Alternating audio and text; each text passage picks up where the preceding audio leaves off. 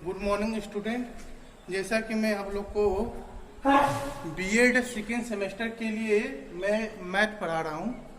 Math unit number 4 BEd second semester math unit number 4 मैं आनंद sir के द्वारा आपको मैथ पढ़ाने जा रहा हूँ। देखिए यूनिट 4 में कुछ आपका जिसे में मैथमेटिकल्स है, उस मैथमेटिकल में आपका क्या है कि कई प्रकार के वो दिए हुए हैं लेसन या चैप्टर, उसमें से सिर्फ एक करना है। यूनिट 4 के अंतर्गत में वो है जैसे में कि उसमें आपका एरिया है, वॉल्यूम है, लाइनर है, ट्रिग्नोमेट्री है, टेंडेंसी है, सेंट्रल टेंडेंसी है। इन सभी में से मैं सिर्फ एक ही आपको करना है, परीक्षा में आएगा सिर्फ एक ही आएगा। तो मैं बारी बारी करके इसको मैं बताऊंगा। जैसे कि आज मैं फर्स्ट लिया हूँ मेश्योर ऑफ सेंट्रल टेंडेंसी, केंद्रीय प्रवृत्ति के माप। केंद्रीय प्रवृत्ति के माप में आपको मैं बताऊंगा ये क्या है, कैसे है, इसके कैसे सवाल है। मैं बहुत आसानी तरीके से इसको समझाऊंगा, आप उसको सिर्फ समझते रहिएगा। जैसे कि केंद्रीय प्रवृत्ति के माप, केंद्रीय प्रवृत्ति है क्या, केंद्रीय प्रवृत्ति क्या है। केंद्रीय प्रवृत्ति का अर्थ यह है केंद्रीयवर्ती माप से अभिप्राय उस माप से है जो प्रदत्तांकों का प्रतिनिधित्व करता है, अर्थात वह आंकड़ा यानी कि अर्थात वह माप जो आंकड़ों में सबसे अधिक बार आया हो।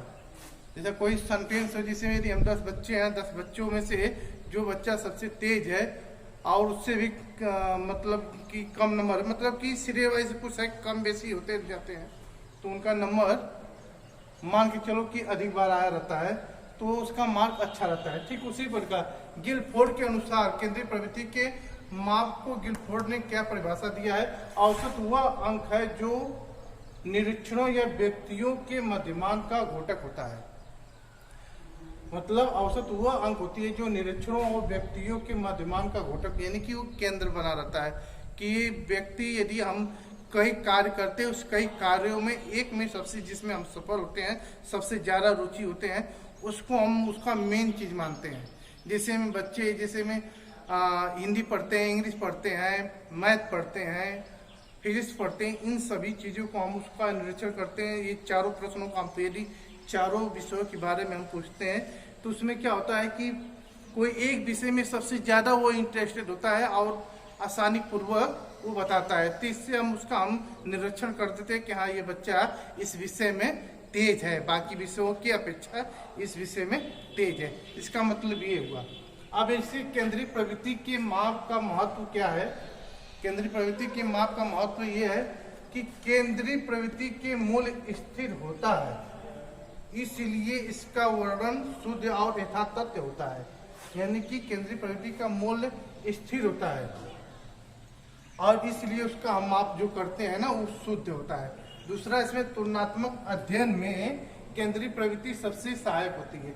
यदि किसी भी हम विषयों में यदि उनका तुलना करते हैं तो उसमें सहायक होती है। आसानी से हम उसको समझ जाते हैं कि ये 4 विषय में इस विषय में ये बच्चा सफल है, अच्छा है।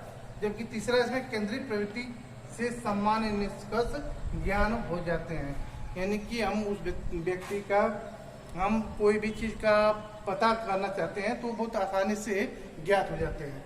इनकी कुछ सीमाएं हैं जो कि आपको परीक्षा में बाद में पूछ देते हैं कि केंद्रीय प्रवृत्ति के 2 सीमाएं लिखिए। सीमाएं हैं कि व्यक्तिगत विशेषताओं के विषय में पता नहीं चलता है। यदि कोई भी विषय का हम सिर्फ एक ही विषय का हम उसका टेस्ट लेते हैं तो उसमें उसका ये नहीं पता चलता है कि ये किस विषय में मतलब तेज है। या कोई भी व्यक्ति है उसका हम सिर्फ अकेले ऑब्जर्वेशन लेते हैं कि चलो मैं तुमसे पूछता हूँ तुम किसी और बच्चे से तेज हो कि नहीं। जब मैं अकेले किसी व्यक्ति का यदि मैं निरीक्षण लेता हूँ तो और बच्चों के प्रति उसका मुझे पता नहीं चलता है, इसलिए वो सहायक नहीं होती है। जबकि दूसरा, जब भी सामूहिक गुणों में विषमता पाई जाती है, जब सामूहिक गुणों में विषमता पाई जाती है, केंद्रीय प्रवृत्ति द्वारा उसका माप करना संभव नहीं हो पाती है। ठीक है, आपको इसमें केंद्रीय प्रवृत्ति के प्रकार आपको बताएंगे। केंद्रीय प्रवृत्ति के प्रकार, केंद्रीय प्रवृत्ति के प्रकार कितने होते हैं, जहाँ तक उम्मीद है तो गेस कर लिए होंगे कि नहीं केंद्रीय प्रवृत्ति के कितने प्रकार होते हैं।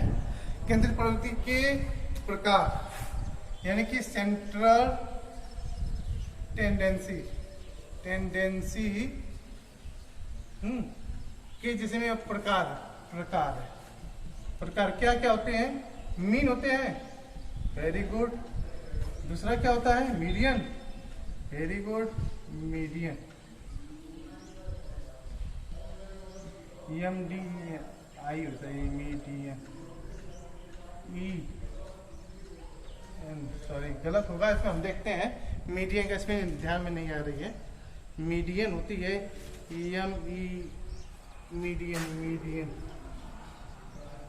मीडियन। तीसरा मोड हो जाएगी, तीसरा मोड। मीन यानी कि मध्यमान, मध्यमान। तीसरा आ जाएगा मध्यिका, और तीसरा हो जाएगा आपका मोड, बहुलांक। मीन, मीडियन, मोड आपका ये प्रकार है केंद्रीय प्रवृत्ति के माप का। केंद्रीय प्रवृत्ति के माप का ये आपका प्रकार है, जिसमें कि मैं मीन आपको बताऊंगा। मीन क्या है, ठीक है? मीन यानी कि मध्यमान। आसानी पूर्वक से समझिएगा, और कुछ नहीं है। इसका अर्थ ये होती है, मध्यमान का अर्थ ये होता है कि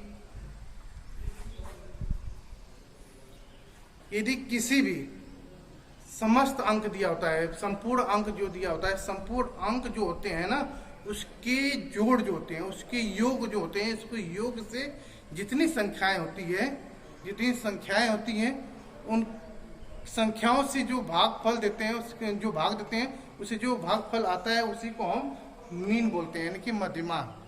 अभी इसको हम बता रहे हैं, जब भी मतलब कि किसी भी लिख लो, किसी अंक यानी कि किसी समस्त, यानी कि किसी भी, मान के चलो किसी भी समस्त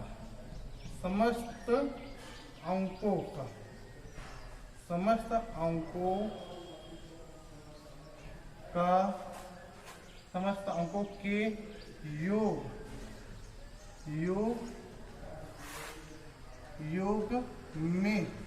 में समस्त संख्याओं से भाग देने पर जो भागफल आता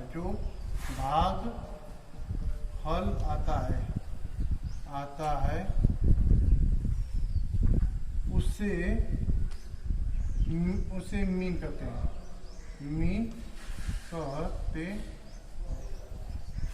समझ में आया? समझिए, किसी भी समस्त अंकों के योग में समस्त संख्या उसके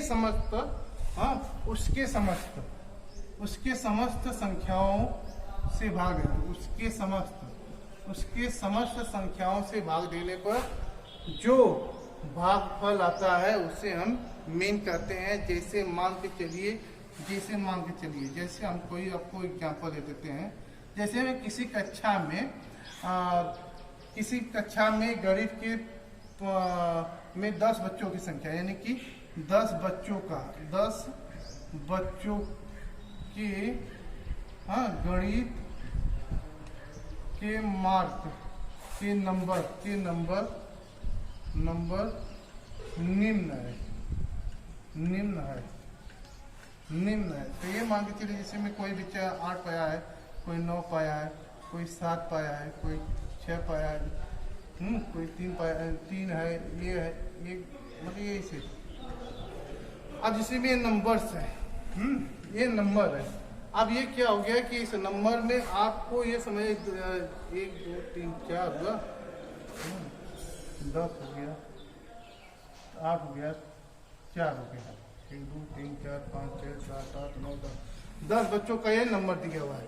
10 बच्चों का क्या है कि देखो, किसी भी समस्त अंकों का योग है, समस्त अंकों के योग और योग के उसकी समस्त योग के उसके समस्त संख्याओं में जो भाग देते हैं, जैसे मान के चलिए कि इन सभी को क्या है, मुझे क्या निकालना है, मीन निकालना है। मीन निकालने के लिए मुझे क्या करना होता है, क्या होता है कि इसमें 8 + 9 + 7 + 8 + 7 + 3 + 8 + 10 + 8 + 4 क्या हो गया, 1 2 3 4 5 6 7 8 9 10 10 बच्चे हो गए ना। 10 बच्चों के ये हम गणित के निम्न संख्याओं का मध्यमान ज्ञात करना है, यानी कि मीन मुझे निकालना था, मीन ज्ञात करना है। तो इसमें क्या करना है कि हमने क्या कहा था, किसी भी समस्त अंकों की योग, यानी सबके अंक योग कर दिए, इनकी संख्या अब उसके संख्याओं से भागफल देते हैं। कितने बच्चे हैं, 10 हैं। अब इसका हम भाग दे दिए। इन भाग देने के बाद जो भी आएगा वो आपका मध्यमान, यानी कि मध्यमान ज्ञात हो जाएगा। यानी कि इन सबको हम जोड़ेंगे तो ये सब जोड़ेंगे तो 4 6 12 22 22 30 33 40 48 55 55 9 63 63 8 हो जाएगा, 63 और 8 63 आपका 11 ये हो जाएगा 7 11 71 हो जाएगा। ठीक है, 71 में हम 10 का भाग दे देंगे तो इसका आ जाएगा भाग 7.1, यानी कि इसका मध्यमान एवरेज, यानी कि आंसर आ जाएगा 7.1। ये मान के चलिए कि मीन सभी संख्याओं के योगों के उसके संख्याओं के भागफल देने से जो संख्याएं ज्ञात होती है वो हमारी मध्यमान ज्ञात होती है। अब इसको मध्यमान ज्ञात करने के 2 रूल होते हैं। वो 2 रूल में क्या होते हैं, 2 रूल में क्या होते हैं आप देखिएगा। जब क्या होती है कि जब 2 रूल होते हैं, कैसे कैसे हैं, ये आपका मान के चलिए कि अव्यवस्थित रूप से है। ये आंकड़ा हमें जैसा निकलता है तो इस आंकड़े को ज्ञात करने के लिए मुझे अव्यवस्थित रूप का प्रयोग करते हैं। तो जैसे में इसको हम मान के चलते हैं कि नंबर 1 में हम देते हैं जब आंकड़े अव्यवस्थित रूप से है, अव्यवस्थित रूप से है। ये प्रश्न आते हैं अव्यवस्थित रूप से। इसका दूसरा होती है व्यवस्थित रूप से, इसका होती है व्यवस्थित रूप से, दूसरा होता है व्यवस्थित रूप से,